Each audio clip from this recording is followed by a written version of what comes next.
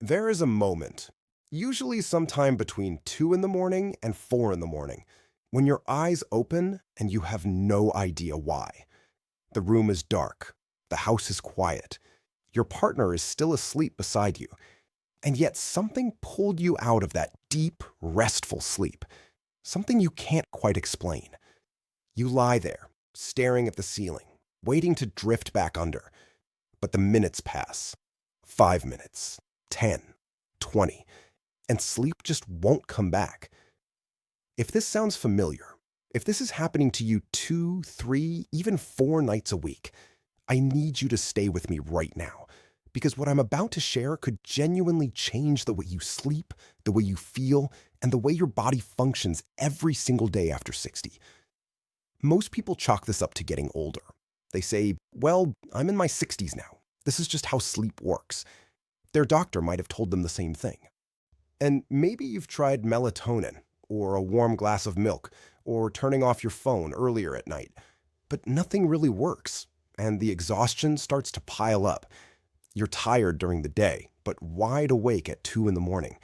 Your mood feels off, your joints feel stiffer, your memory isn't as sharp as it used to be, and deep down, a quiet worry starts to grow. What if something is actually wrong? Here's what I want you to know right now. You are not imagining it, and it is not simply old age. There is a very real, very specific reason why so many people over 60 wake up during that exact window of the night. And the answer has everything to do with one critical nutrient that most seniors are quietly running dangerously low on. A nutrient that affects your sleep, your brain, your heart, your bones, and your immune system all at once.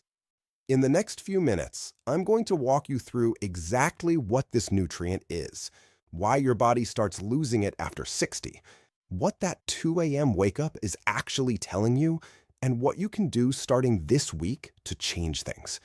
Stay with me, because the information coming up in this video is something I truly believe every person over 60 needs to hear. And before we go any further, if you find value in videos like this one, please take just a second to like this video and subscribe to this channel.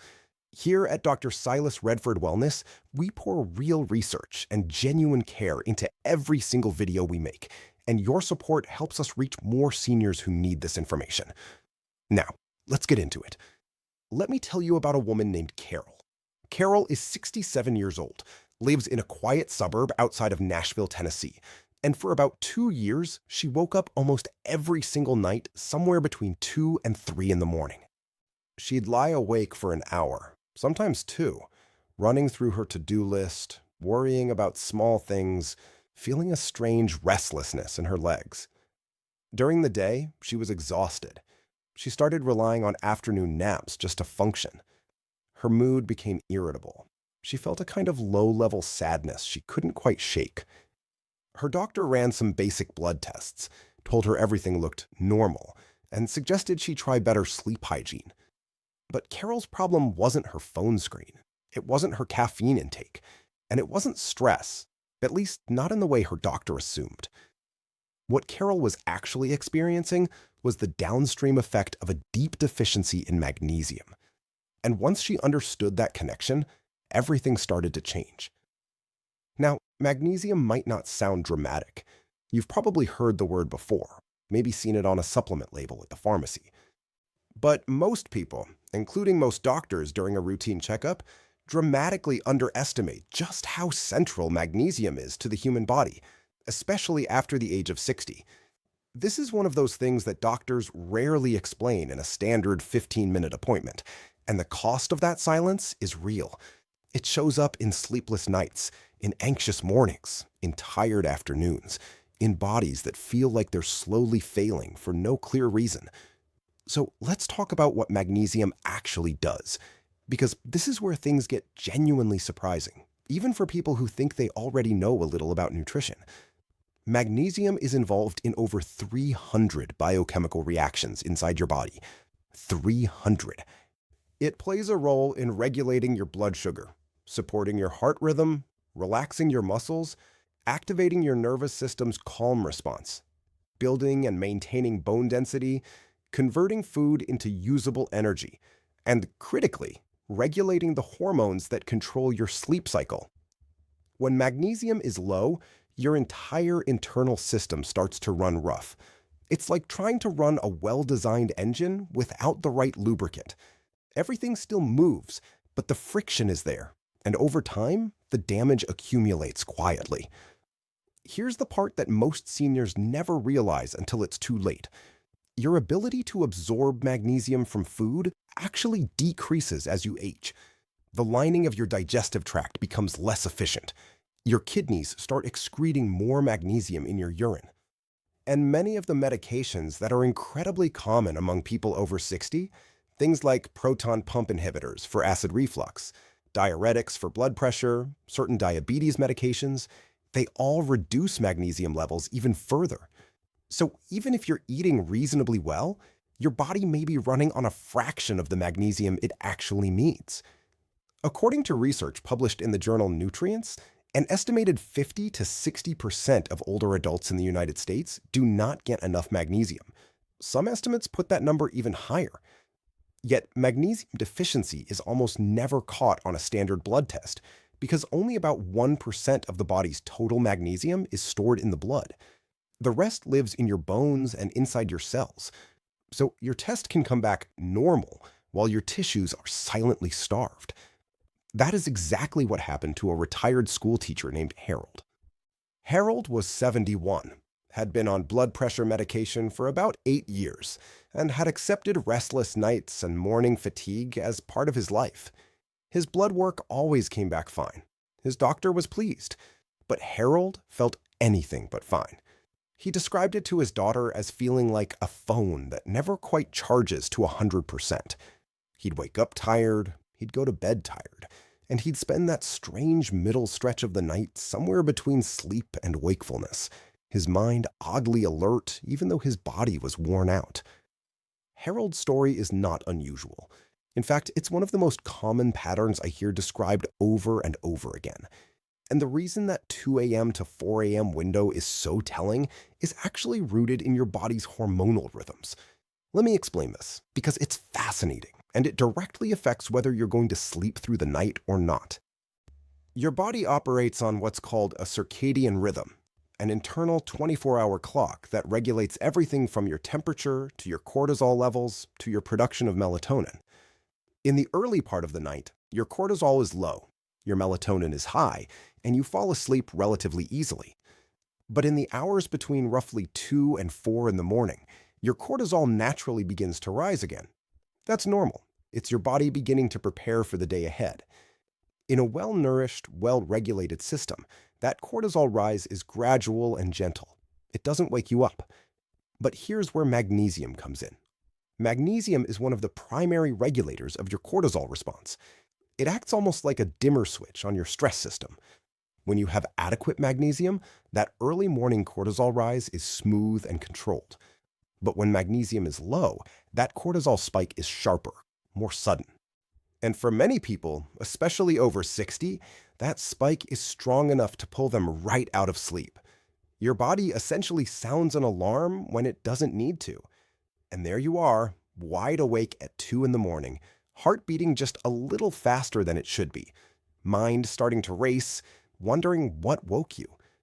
And the worst part is the fatigue that builds from night after night of broken sleep actually makes the problem worse. Sleep deprivation raises cortisol levels on its own. It impairs the body's ability to regulate blood sugar overnight. It increases inflammation. It suppresses the immune system. And it creates a cycle that's genuinely hard to break without addressing the underlying cause. Let me talk about what low magnesium actually feels like, because many seniors are living with these signs every single day without ever connecting them to this one missing mineral. Do you wake up with muscle cramps? That tightening in your calves in the middle of the night, the kind that makes you bolt upright in bed, that is one of the most classic signs of magnesium deficiency. Magnesium is what allows your muscles to fully relax after contracting. Without enough of it, muscles stay in a semi-contracted state. They cramp. They feel tight and heavy. For some people, this shows up as restless legs, that uncomfortable crawling sensation that makes it impossible to stay still. For others, it's tension headaches that seem to come for no clear reason, or a constant tightness in the shoulders and neck that massage never fully relieves. Are you experiencing heart palpitations? That fluttery, skipped beat sensation in your chest that makes you hold your breath for a second? Magnesium plays a direct and essential role in regulating your heart's electrical signals. Low magnesium has been associated with irregular heartbeats, increased blood pressure, and a higher risk of arrhythmia. This is not a minor detail. This is something that cardiologists are increasingly paying attention to, and yet it rarely gets flagged in a standard wellness visit. What about anxiety? That low-level background hum of worry that seems to follow you through your days without a clear source. Magnesium has a direct relationship with GABA, the calming neurotransmitter in your brain. It also regulates the NMDA receptor, which is involved in how your brain processes stress and fear. When magnesium is low, your nervous system essentially has a harder time calming itself down. Thoughts feel louder, small worries feel bigger, sleep feels further away. And here is something that might surprise you. Low magnesium has also been connected to an increased risk of type 2 diabetes in older adults. This is because magnesium is required for the proper function of insulin, the hormone your body uses to move sugar out of the bloodstream and into your cells. Without enough magnesium, insulin becomes less effective. Blood sugar becomes harder to regulate. For anyone who is already managing prediabetes or diabetes, this connection is especially important. But what doctors rarely explain is that this relationship also works in reverse. Higher blood sugar causes your kidneys to excrete more magnesium. So the two conditions can quietly drive each other in a slow downward spiral. Now, let's talk about bone health, because this is another area where magnesium's role is genuinely underappreciated. When most seniors think about bone density, they think about calcium, maybe vitamin D. And those are important. But here's what happened in a large body of research that really changed the way nutritionists think about bone loss in older adults. Magnesium is required to activate vitamin D in the body. Without adequate magnesium, your vitamin D, whether from sunlight, food, or supplements, cannot be properly converted into the active form your bones actually need. So you could be taking vitamin D faithfully every single morning and still not be getting its full bone-protecting benefit if your magnesium is low. A study published in the American Journal of Clinical Nutrition found that higher magnesium intake was significantly associated with higher bone mineral density in older men and women. And importantly, this effect was independent of calcium intake, meaning magnesium has its own separate role in protecting your bones. It's not just a sidekick to calcium. This matters enormously because bone fractures in seniors, especially hip fractures, are genuinely life-altering events. They often lead to extended hospital stays, mobility loss, depression, and for too many older adults, a rapid decline in overall health. Anything we can do to protect bone density in our 60s, 70s, and 80s is not a small thing. It is a major investment in your independence and your quality of life. Let me introduce you to another person. His name is Bernard, and he's 74 years old, a retired engineer who prided himself on staying active. He walked every morning, watched what he ate, and never smoked. But about 3 years ago, Bernard started noticing something that scared him. He was forgetting things. Not in a dramatic way at first, just small stuff. Where he put his glasses, whether he'd taken his afternoon medication, the name of someone he'd known for years. He worried it was the beginning of something serious. He went to his doctor, he did cognitive screening, and everything came back within normal range for his age. But what nobody tested was his magnesium level. And what Bernard eventually discovered, after reading research on his own and speaking with a specialist, was that magnesium plays a crucial role in brain health and memory. It regulates the plasticity of brain synapses, which is essentially how your brain stores and retrieves information.